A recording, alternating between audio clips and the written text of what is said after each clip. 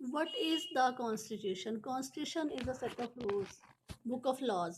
ये एक किताब है जिसमें बहुत सारे लॉज का जिक्र किया गया है, बहुत सारे कानूनों के बारे में बताया गया है, रूल्स सेटअप किए गए हैं जिनके अकॉर्डिंग कंट्री को गवर्न किया जाएगा गवर्नमेंट के द्वारा, और लोगों की क्या राइट्स होंगे, क्या ड्यूटीज़ होंगी, ये सब इसमें बताया गया है। तो आज मोस्ट ऑफ द कंट्रीज़ जो हैं दुनिया के, उनमें कॉन्स्टिट्यूशन है। तो डेमोक्रेटिक कंट्रीज़ जो है उनका भी अपना संविधान होता है, बट ये ज़रूरी नहीं है कि जितने भी कंट्रीज़ का कॉन्स्टिट्यूशन होगा तो वो डेमोक्रेटिक ही होंगे। ज़रूरी नहीं है, कहीं पे डिक्टेटरशिप भी है, कहीं पे मोनार्की है, मतलब राजा का शासन भी है, और साथ में उन्होंने संविधान भी बनाया हुआ है, तो उसके अकॉर्डिंग भी काम करते हैं। लेकिन सर्वोच्च जो अधिकार रहते हैं वो राजा के पास रहते हैं, जहाँ कोई तानाशाह होता है उसके पास रहते हैं।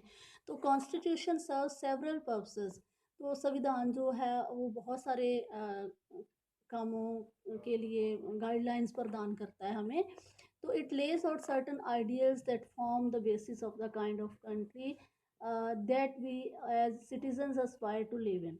तो सबसे पहले तो कुछ आदर्श बताए गए होंगे, कुछ कंट्री की क्या किस्म है, उसमें जो सरकार है वो डेमोक्रेटिक होगी, किस फॉर्म की होगी, वो उसमें बताया जाता है। तो जितने भी सिटीजन्स देश में रहते हैं तो वो उनकी क्या एस्पायरेशंस हैं, वो क्या चाहते हैं, उनके अकॉर्डिंग संविधान को जो है तैयार किया जाता है।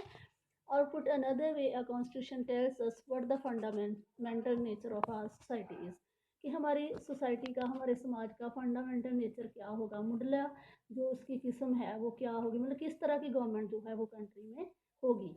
A country is usually made up of different communities of people who share certain beliefs but may not necessarily agree on all issues.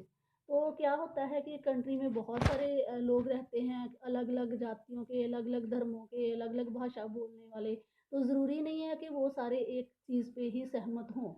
तो अगर कॉन्स्टिट्यूशन में सारा कुछ सेट कर दिया जाएगा तो उसके रूल्स के अकॉर्डिंग फिर लोगों को वो चीज़ माननी पड़ेगी। So a constitution helps serve as a set of rules and principles that all persons in a country can agree upon as the basis of the way in which they want the country to be governed.